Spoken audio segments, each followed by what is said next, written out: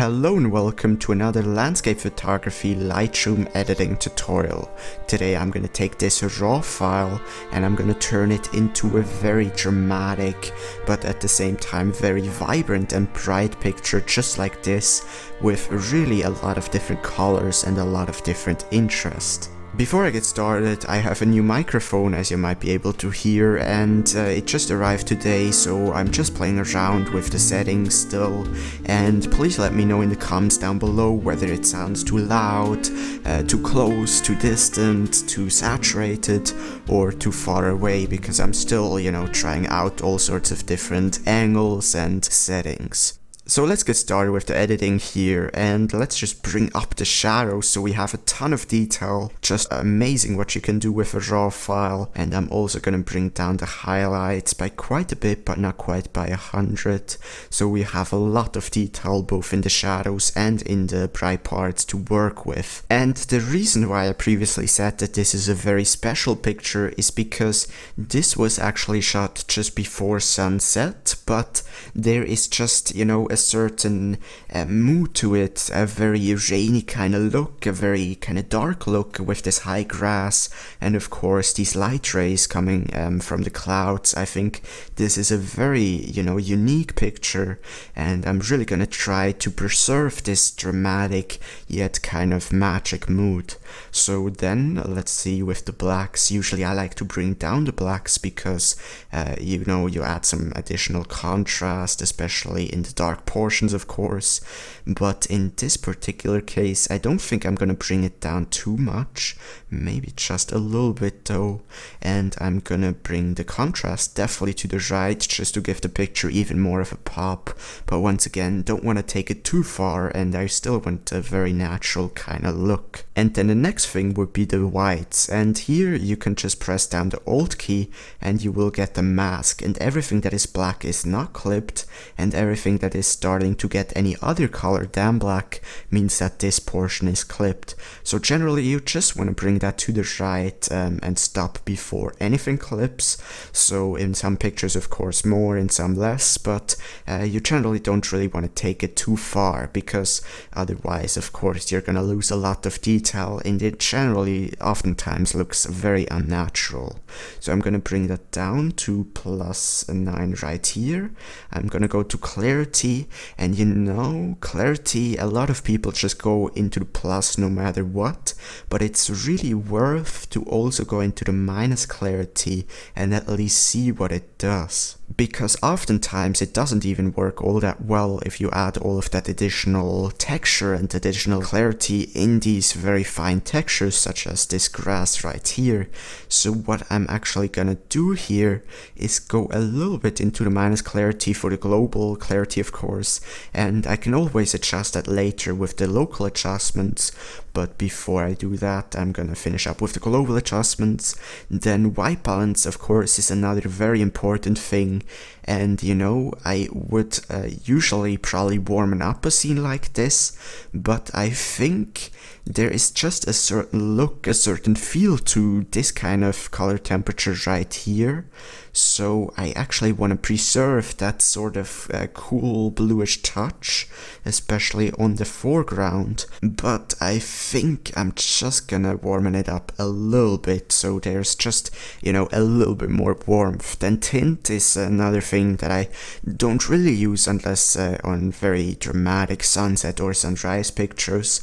But actually in this case, because there is already a little bit of sunset color in the sky, I think I might bring that a bit more towards the magenta right here. And from before to after, I think that looks a bit better. Then the last thing in the basics adjustments would be vibrance and saturation. And here I would suggest you to first of all play around with vibrance. Also here don't be afraid to go into minus. It can sometimes work for very dramatic, very kind of old school, desaturated pictures.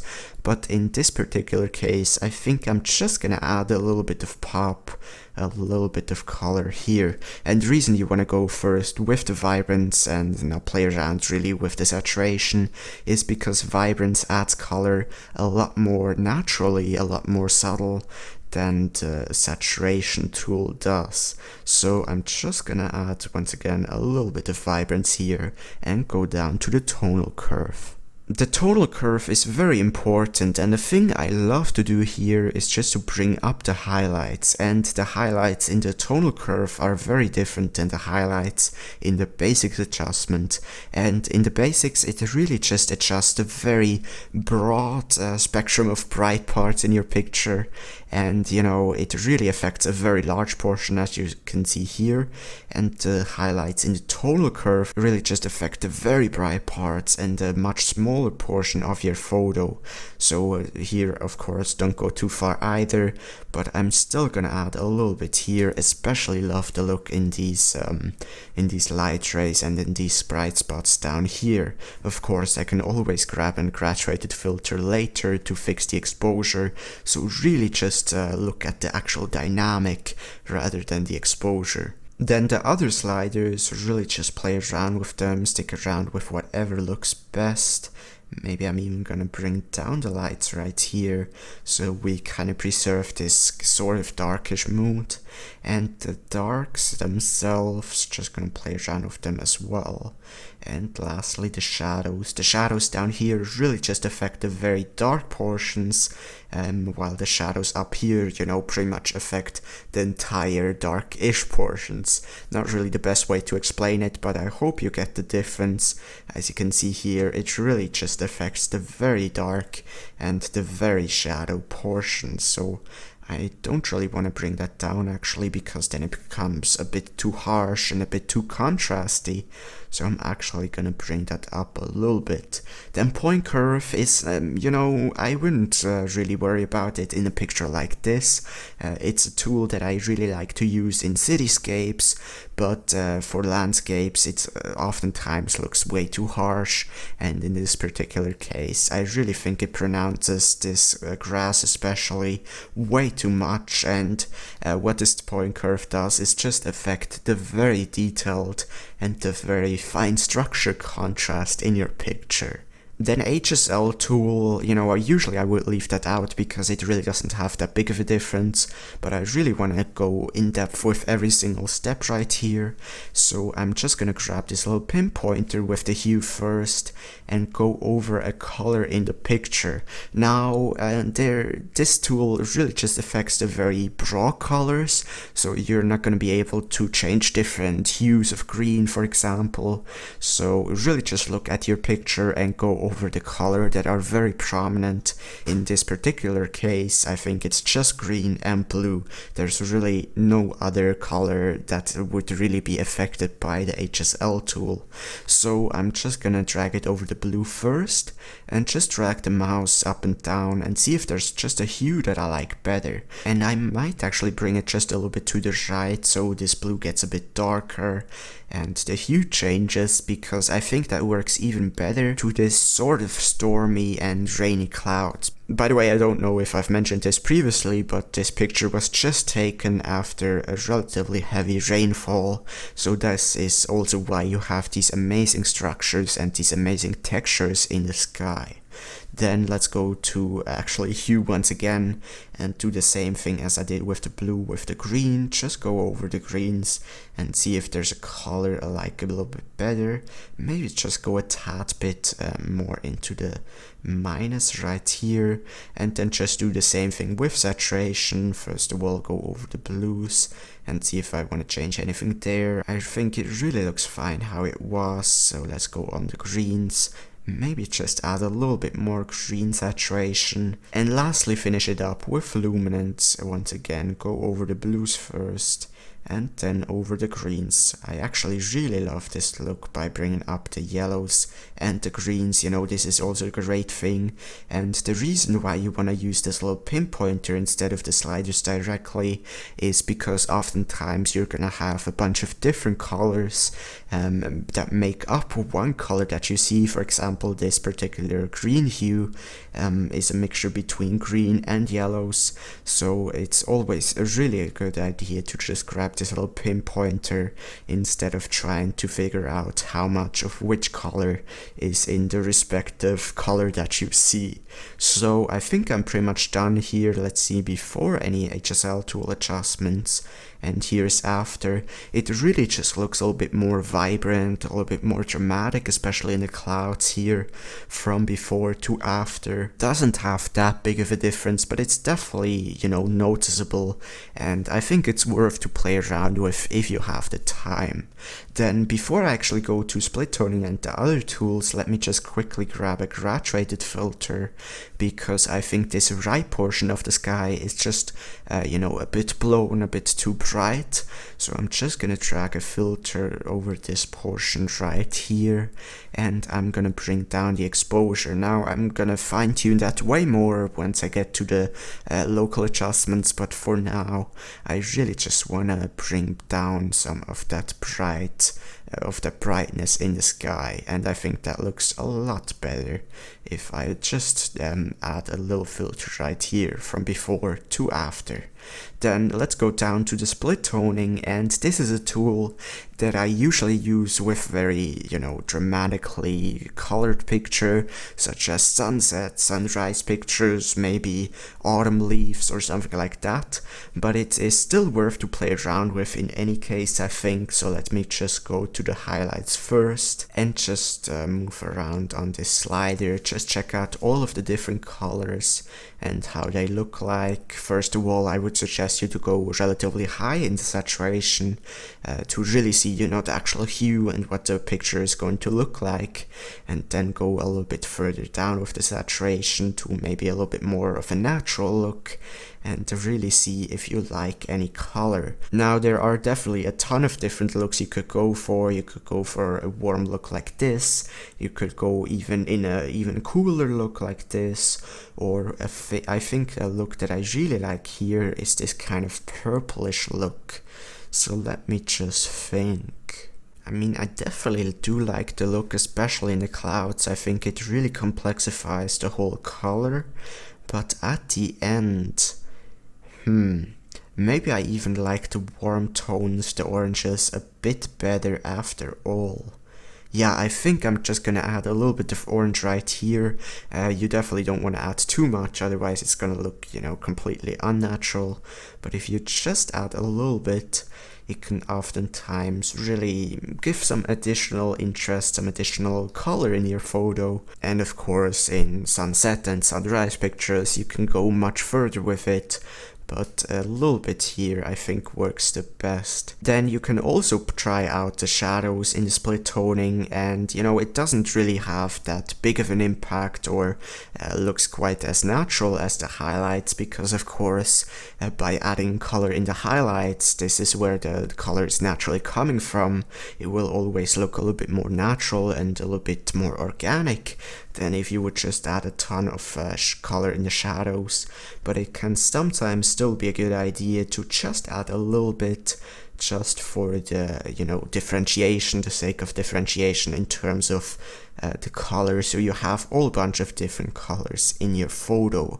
So let me just try that out, and maybe I'm actually going to try to add a little bit of purple right here. Really just about 5%, but yeah, it's a little bit of a difference. I think it works to just complexify the picture a little bit. Once again, it really doesn't have that big of a difference compared to the highlights, so you might want to leave that out, but if you still want to play around with it, then you of course can.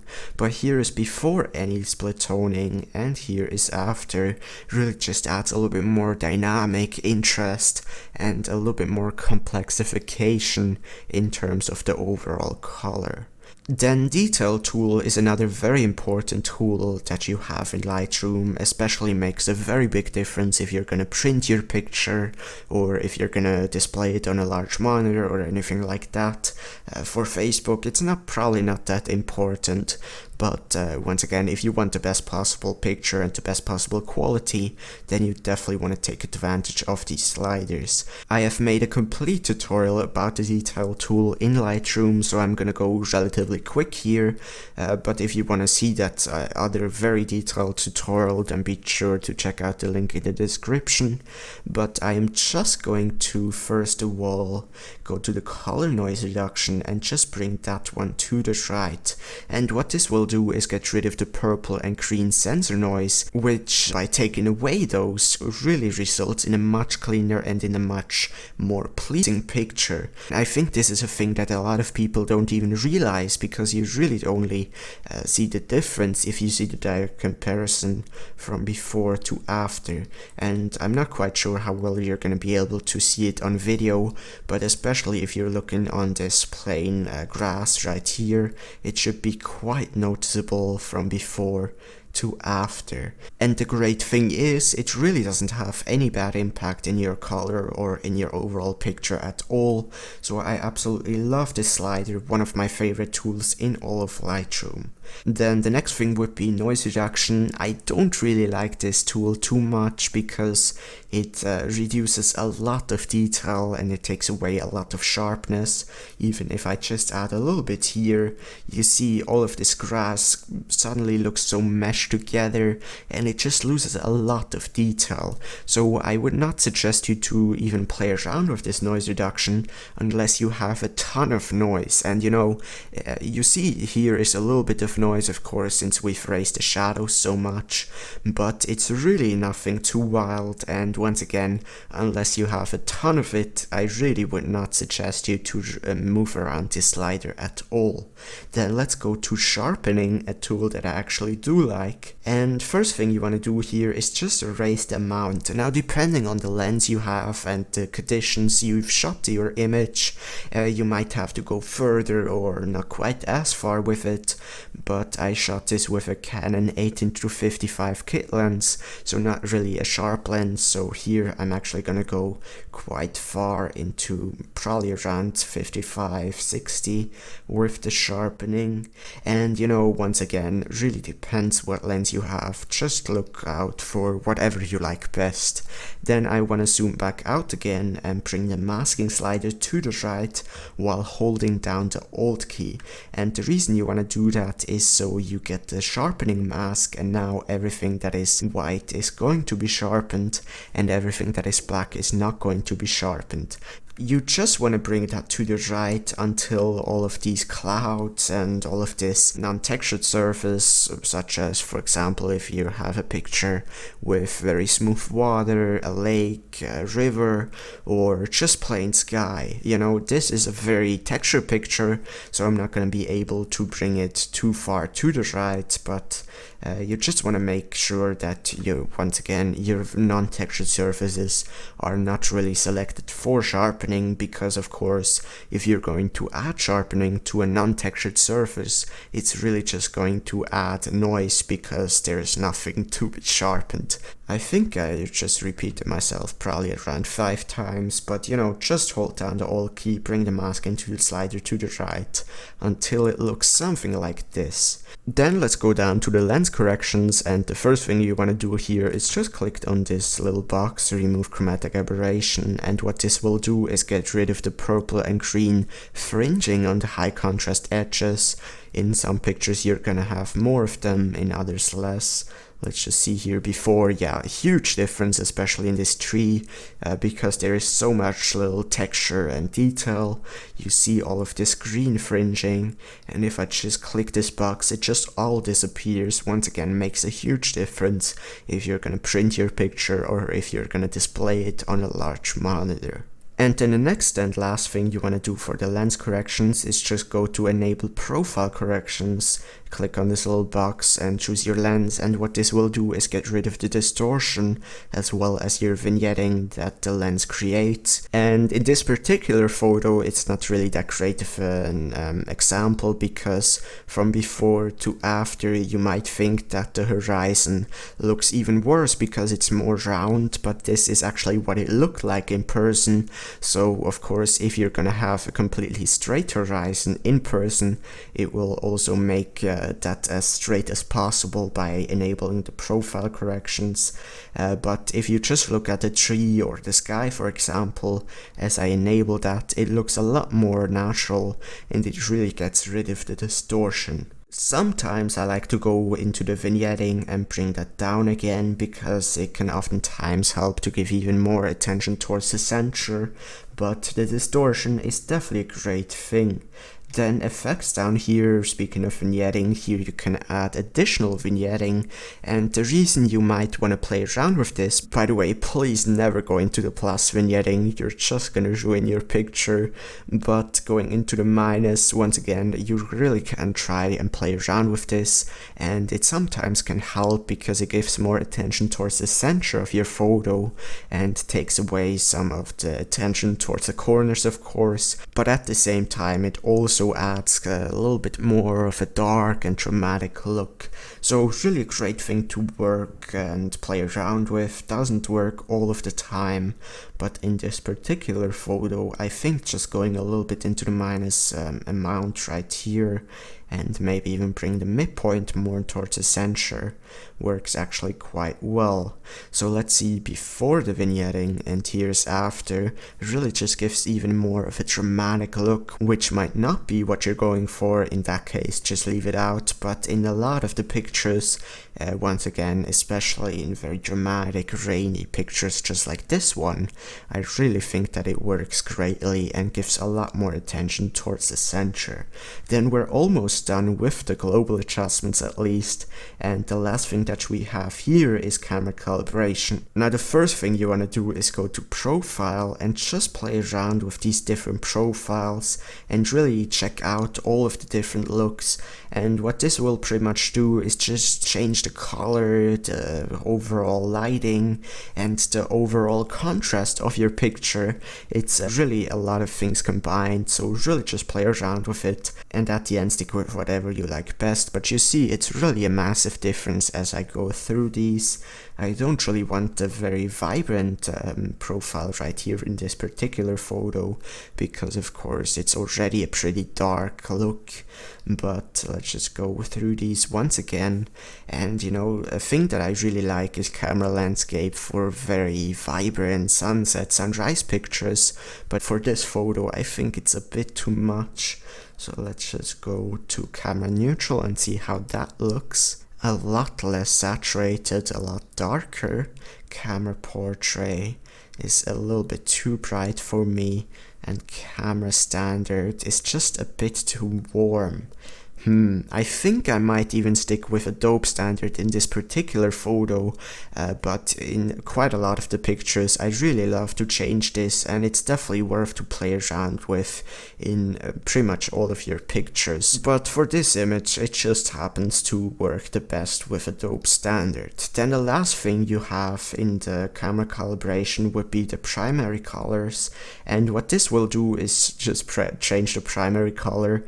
Very difficult to explain, but for example, if I bring down the reds right here, or maybe the greens are a little bit of a better example, it will not only change the greens but also a bunch of other hues and maybe even some of the blues as you see in the sky. It really, you know, will change the actual color that is made up of the picture and not really what you're seeing. I explained that very poorly, but the thing you just want to do here is just go through these color sliders and just at the end once again stick with whatever you like best. Really knows that tactic, and these are actually sliders that I quite often just leave out because they don't have that big of an impact.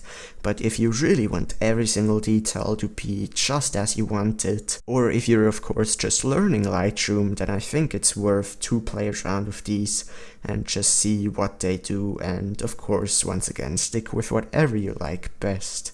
So let me finish that up here. Don't really think I'm gonna change too much, maybe just a tiny bit. And in terms of the saturation, I'm actually gonna increase the blue primary saturation a little bit. Alright, so we're finally done with the global adjustments. Now it's time for the local adjustments, which really is the fun part. And the first thing, as you might have remembered, I've added a graduated filter before, just to kind of even out the exposure in the sky. But it really might have been a little bit too much, so let me bring that up a little bit. And maybe even bring up the shadows a little bit more, so just the dark portions of the bright portions in the sky don't get as dark. And yeah, I think that works a bit better. Maybe I'm even gonna go a little bit down into the clarity and yeah, that makes it look even more natural.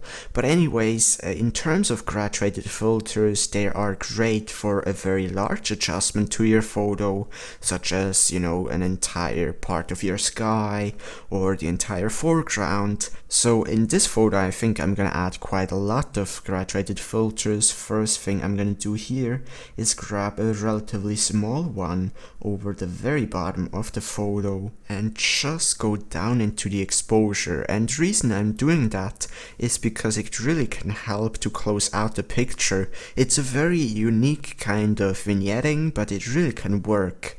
And if you do that, you would probably want to try out at least to do the same thing with this guy, to once again close out the picture, and maybe not quite as much in the sky, but I really love especially the look here in the foreground, because it really gives a lot of differentiation and it keeps your eye even more in the picture rather than going to the corners and out of it. Then another thing I really like to do is grab a very big graduated filter with a very soft edge and just drag it over the portion where the light is coming from, whether you have a sky in your photo or not.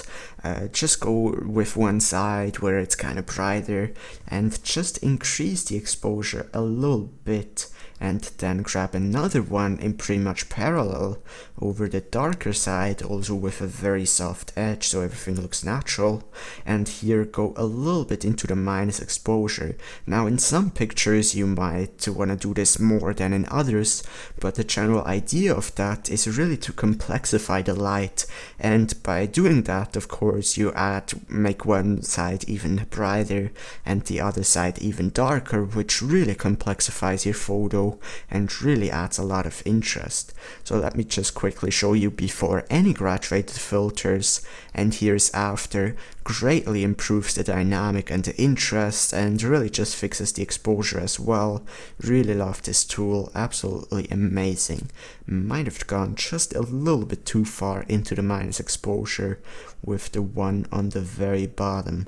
So then I think, is there anything else I want to do with the graduated filters?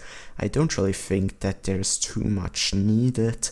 Maybe I'm actually just gonna grab another two very small ones but with very soft edges over one on the bottom right corner, and just add an additional bit of vignetting and do the same thing with the bottom left. And you know, there are countless options you can use with your graduated filters, once again, really for everything that really affects a large portion of your photo, but I think that's pretty much it. Maybe I'm actually gonna try to make it even a little bit more dynamic. Yeah, let me grab another one and drag it over the right portion of the sky right here with once again a very soft edge but not quite as big of a filter, and go even further into the plus exposure. Maybe even bring down the contrast and clarity, and the reason I'm doing that is so you really get even more differentiation from kind of the distance, low clarity, bright sky compared to the very, you know, sharp, very much clarity foreground. And I'm also gonna grab another one over the top left portion of the sky and go a bit into the minus exposure to once again add even more differentiation, even more dynamic, and even more interest.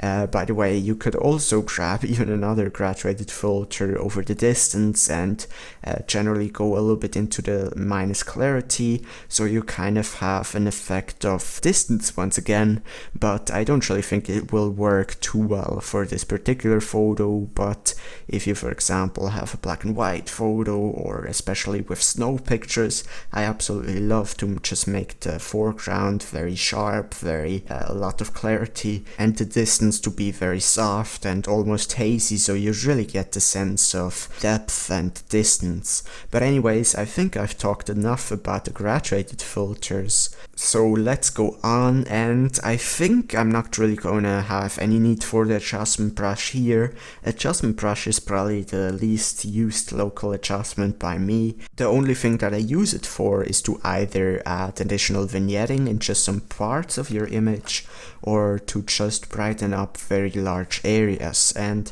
actually I might want to bring just a bit more plus exposure on this tree. And you know, usually I like to do this with the radial filters, but because this is such a large portion and it's not really a round shape that can be adjusted so well by the radial filter, I think it actually works quite well.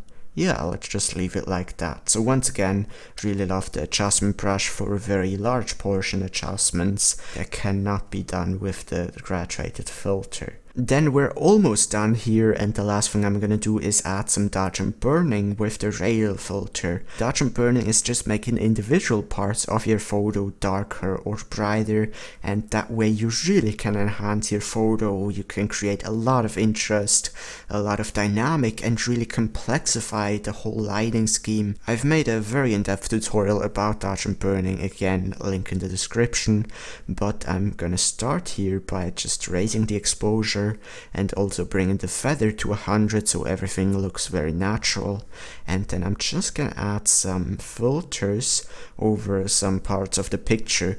A good idea would probably, if you're not so experienced with dodge and burning, just look at your picture before you do anything and see, is there anything a bit too dull, is there anything too flat, and then just go over a respective area and just try to brighten it up a little bit. You can also mix that with some contrast and maybe even some color in this tool right here. But the thing is, you always want to go with the lighting scheme, so you don't just want to add a filter on the very dark portions and just bring up the exposure like that. Otherwise, of course, it will look completely unnatural. So you really just want to go with the lighting scheme and kind of make the bright or at least neutral areas just a little bit brighter, and just, you know, see where does it work. For example, right here it definitely works.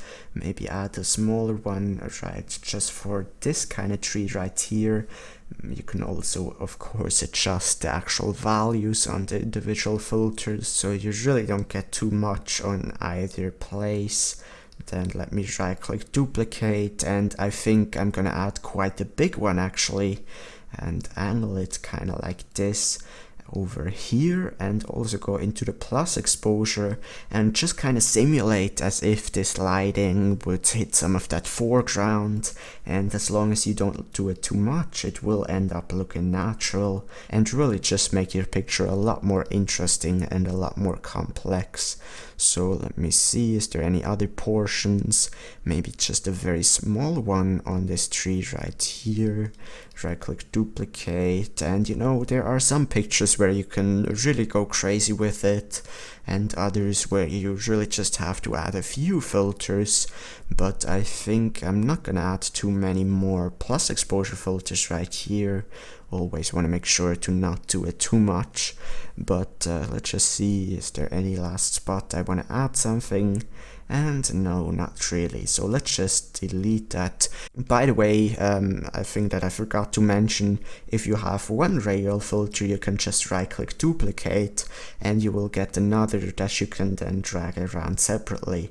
But I think I'm done in terms of the plus exposure. Let me grab another negative exposure filter this time, and these negative exposure filters are almost as important as the plus exposure. And here you just want to go on the already dark exposure parts. Once again, you don't want to go over the bright sky like this and just go down, because that will not look natural. But you just want to go over the already shadow portions and maybe very close to the plus exposure filters that you've added previously to add even more differentiation, even more contrast. And let's see, maybe on the right here, and even go a little bit further beneath this tree right here. By the way, these actual adjustments are way smaller than the actual filters because you're gonna have a very, very soft edge. So don't be worried too much if you kind of overlap some of these. Really don't worry about that. So let me think, maybe a last one over here. This picture is relatively, dramatic already, so I don't think I'm gonna have to add too many negative exposure filters. Maybe just fine-tune some of the previously added ones. And I think I'm pretty much done. Let's just see before any rail filters and any dodge and burning. Here is before and here is after. You see, it's a very, very big difference. Everything looks a lot more dynamic, a lot more interesting. And this picture isn't even that great of an example. There are other pictures that are really looking way more different, but nevertheless, I still think it does a great job on this photo and it really complexes everything. By the way, maybe another thing that I want to do here, just for the sake of additional interest and color differentiation, is just to grab a very big rail filter right here and just drag it over the horizon like this, and add some colors right here, and that way you really can add even more differentiation, even more additional colors, and of course with that additional interest. So I think I'm just gonna add a little bit of color right here and maybe even bring down the exposure. That is, by the way, another trick that I kind of use. Just bring down the exposure on the very horizon of your photo, so the differentiation between the sky and the horizon is a little bit more distinct. It sometimes works, sometimes doesn't, but in this particular photo I really think it does. Maybe I'm just gonna add another plus exposure filter right here to add even more interest. But I think I'm done here with this picture. There's really nothing else I want to do. And you might say that the sky is a little bit too bright, and you could try to change that and bring down the exposure, but I really actually don't mind it, because honestly we're really pushing the boundaries of the dynamic range because we have such dark shadows and such bright highlights. So if you have such a dramatic differentiation in terms of the lighting in a scene, in a photo, you should probably use HDR if you can, but I just shot one picture of the scene, so I really just wanted to show you how you can take a pretty mediocre raw file and turn it into a very interesting, very dynamic and very vibrant picture just like this. So let's go here into the history, into the very long history, and see where we started at with the raw file. And I mean, completely different. A lot darker, a lot more boring, not really any color, not any vibrance, and compared to after, it's really completely different. Of course, you don't necessarily have to go quite as far with raising the shadows as I have done. If you like a little bit more of a natural look, you can always, just go to the adjustments that I've adjusted and just go halfway, for example. But I really love this look, and I think it looks a lot better than before. So thank you very much for watching and sticking around so long. It's really been a long tutorial, but I wanted to explain every single tool in Lightroom that I use and really show you everything that you can utilize for yourself to edit your landscapes.